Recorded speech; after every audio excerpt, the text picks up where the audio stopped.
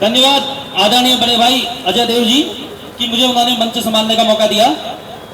हमारे बीच मेरी विधानसभा से माननीय बड़े भाई सुमित हृदय जी हमारे बीच में आए और उन्होंने यहाँ पर हमें पूर्ण आश्वासन दिया है कि ये लड़ाई जिस तरह भी लड़ी जाएगी वो हमारे साथ खड़े हैं, कंधे से कंधा मिलाकर के हमारे साथ खड़े हुए हैं। बहुत बहुत धन्यवाद विधायक जी आपका। साथ ही मैं आप लोगों को एक वाक्य बताना चाहूंगा। 2015 में विधायक जी हम शिक्षा विभाग के रमशा कर्मचारी हैं हम लोग, मैं हल्द्वानी में पोस्टेड हूँ। हम लोग 1800 कर्मचारी, अभी बहुत सारे साथी मेरे पीछे खड़े हैं यहाँ पर, वो सब हाथ हिला रहे हैं वहां से। हम 1800 कर्मचारी नौकरी से बाहर कर दिए गए थे। केंद्र सरकार ने वहां पर यह तथ्य रखा था कि हमारे पास इनको देने के लिए बजट नहीं है। तो केंद्र ने जब बजट बंद किया, हरीश रावत जी की सरकार थी, आदरणीय माती जी उस समय वित्त मंत्री थी, तो हम लोगों ने धरना प्रदर्शन किया। हमने केंद्र के खिलाफ किया था धरना प्रदर्शन उस समय भी। लेकिन उस धरने के बाद भी जब मैं आदरणीय माता जी से हल्द्वानी में मिला था, एक ही बार में केवल उनसे मिला, उन्होंने रातों रात आदेश करे, विधायक अधिकारियों को बुला करके उन्होंने वहां पर रातों रात आदेश करवाया कि मैं नहीं जानती हूँ बजट कहां से आएगा, आप लोग बजट का इंतजाम कीजिए। और उनमें वो ताकत थी कि ये भूलो केस आज जो धामी जी को, सुबोध उनियाल जी को, गणेश जोशी जी को, इनको बरगलाते थे, उन्हें क्यों नहीं बरगला पाते थे? उनके सामने उनका मुंह क्यों नहीं खुलता था? आज जो है हम 1800 कर्मचारी उसी दिन की बदौलत लगातार यहाँ पर अपनी सेवाएं दे रहे हैं शिक्षा विभाग में। और आगे भी अध्यक्ष जी मैं चाहूंगा कि विधायक का जो भी सहयोग हमें चाहिए पड़ेगा, आप देखो हम उनसे कह सकते हैं। रात के 1 बजे भी विधायक जी हम लोग के लिए खड़े रहे हैं, रहेंगे और हमेशा रहेंगे। मुझसे पहले आप सबकी आवाज को बुलंद करके और विधानसभा में भी उठाने वाले और इस प्रदेश की बहुत ही सम्मानित, इस प्रदेश को नई ऊर्जा और गति देने वाली और पहचान देने वाली स्वर्गीय हमारी माता श्री इंदिरा हृदय जी के सुपुत्र मेरे भाई विधायक सुमित हृदय जी ने जो अपने वक्तव्य में कहा कि आपकी बात को भी रखा है। सम्मानित साथियों, मुझे बड़े दुख के साथ कहना पड़ रहा है, मैं हरिद्वार से आता हूं, मेरे हरिद्वार के साथी देखें तो मेरे पास आए कि भैया हम भी बैठे। पूरे उपनल कर्मचारियों में 13 जिलों में जितनी विधानसभाएं हैं, जितने ब्लॉक हैं, ग्राम सभा तो नहीं कह सकता, लेकिन जिला पंचायत क्षेत्रों से कोई भी साथी नहीं बचा हुआ जो उपनल के माध्यम से इस प्रदेश को सेवा नहीं दे रहा है। लेकिन ये भारतीय जनता पार्टी 1000 करोड़ खर्च करके सूचना आयोग के माध्यम से झूठी वाहवाही पूरे प्रदेश में, पूरे देश में लूट रही है। मैं कहना चाहता हूं, मुझे उम्मीद नहीं थी कि उपनल के कर्मचारियों तक भी ये मार पहुंचेगी। इसी परेड ग्राउंड को ये प्रदेश एक धरना प्रदेश हो गया है। मैं किसान परिवार से ताल्लुक रखता हूं, आप में से 80% लोग किसान परिवार से ताल्लुक रखते हैं। आज किसानों की हालत, आज व्यापारियों की हालत, आज नौजवानों की हालत, अभी 10 दिन पहले, फिर 1 महीना पहले इसी पर और इसी ग्राउंड पर हमारे नौजवान हफ्तों तक रात दिन एक करके पेपर लीक को लेकर के धरना प्रदर्शन करके गए हैं।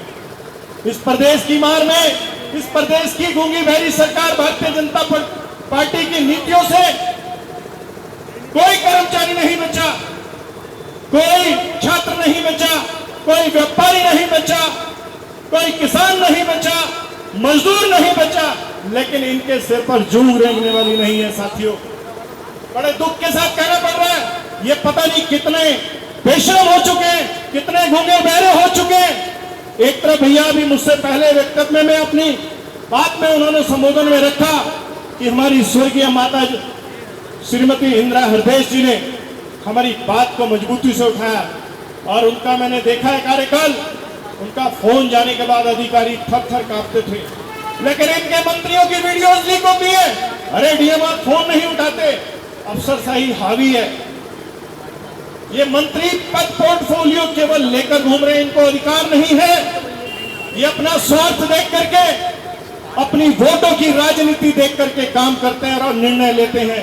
इनको मतलब नहीं है उपनल कर्मचारियों की समस्याओं से, इनको मतलब नहीं है छात्रों की समस्याओं से, चाहे उनकी उम्र निकल जाए। अरे आए दिन तो पेपर लीक है, आज आप बैठे हो, कितनी बहनें, कितनी हमारी नौजवान जो भाई और नौजवान यहाँ बहनें अपने घर का काम छोड़ करके, बच्चे भी आपके होंगे, आपका परिवार भी है, लेकिन ये बेशरम धामी सरकार जो धाकड़ धामी की सरकार है, मैं इसको धाकड़ धामी नहीं कहूंगा, ये डरपोक सरकार है, ये आपका सामना नहीं करना चाहती, इनकी कोई नीति नहीं है। मैं आपसे कहना चाहता हूं, इसी धरती पर, इसी जगह पर इन्होंने नौजवान छात्रों के बीच में पहुंचकर मुख्यमंत्री ने जो झूठी वाहवाही लूटी कि प्रदेश का पहला मुख्यमंत्री है जो छात्रों के बीच में पहुंचा।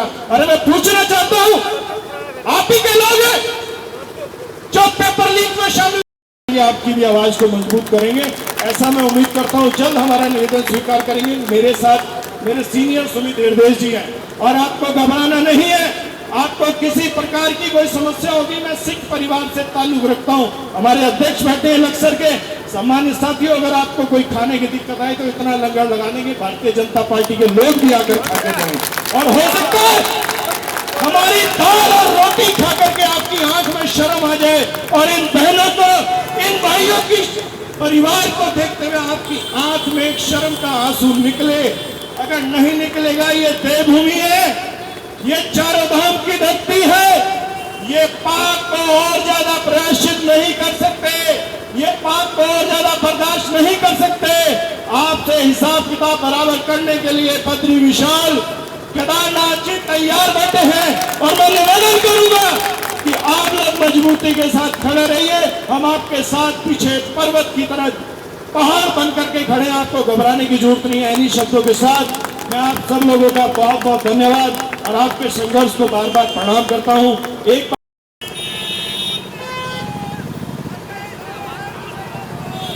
ये मेरा भाई बड़ा जोश में है, ये आगे आ जाओ प्लीज, अपना जोश यहाँ।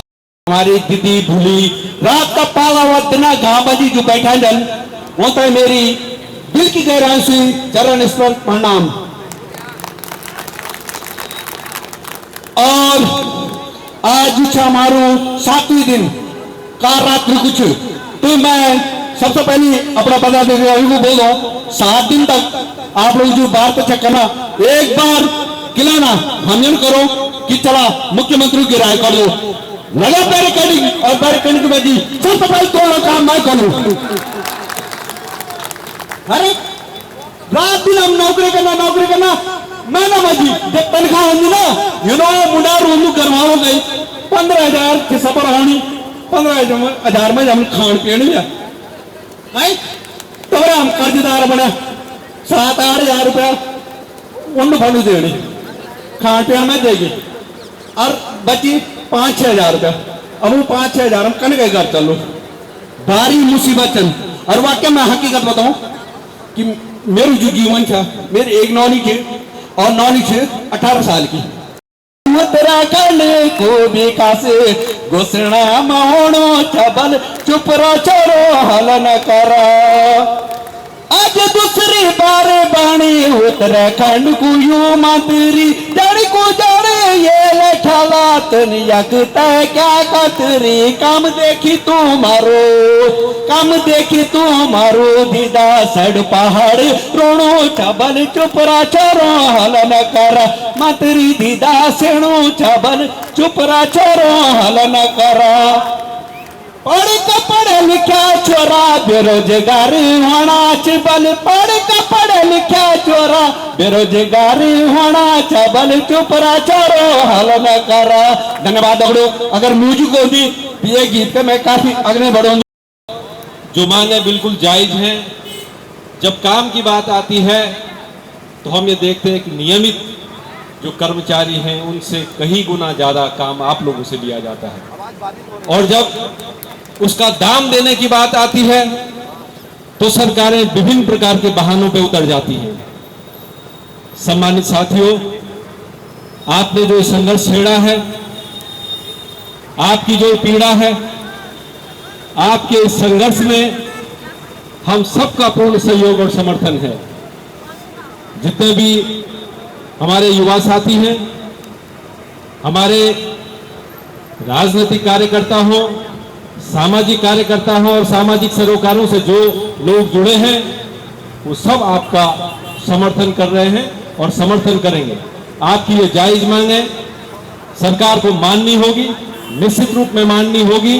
और इसके लिए जो संघर्ष आप लोग कर रहे हैं, उस संघर्ष के लिए जब भी हमारी भी आवश्यकता पड़ेगी तो हम सब लोग भी आपके पीछे पीछे आपके साथ सड़कों पे खड़े होंगे। बहुत सारे वक्ताओं ने इस पे चर्चा की, हमारे वरिष्ठ नेतागण हमारे बीच में आए हैं, वो भी अपनी बात रखेंगे।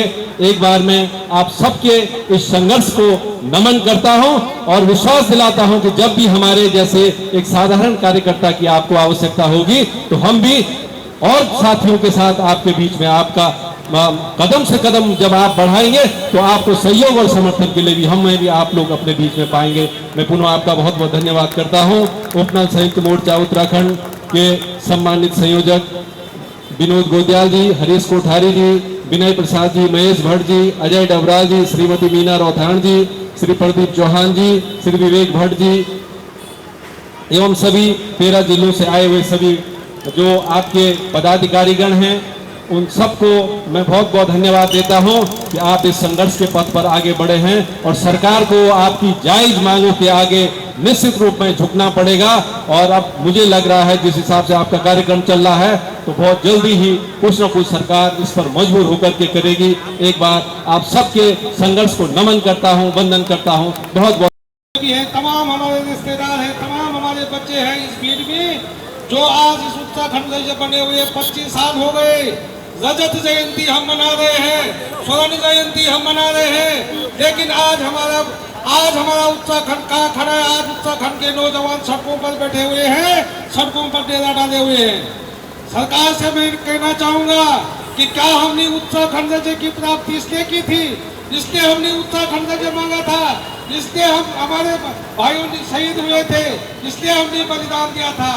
आज उस समय जो बात आई थी उत्तराखंड की कि जल, जंगल और जमीन, जवानी और पानी की बात आई थी। आज हमारे पास न तो जल है, न तो जल हमारे किसी काम का है, गंगा जल भी हड़बड़ा करके बनता है, राफ्टिंग भी ब्यासी से होती है, न तो हमारे जल हमारे काम का है और न जंगल हमारे काम का है, हम काट नहीं सकते हैं, और न जवानी हमारे काम की है, और तमाम किस्म की आज बेरोजगारी पे हम खड़े हैं। उस समय ये बात आई थी कि हर हाथ को काम मिलेगा, लेकिन आज ये स्थिति है कि ग्रेजुएट और पोस्ट ग्रेजुएट होने के बाद हमारा भाई सड़कों पर खड़ा है। हमारे नेता बहुत मस्ती कर रहे हैं।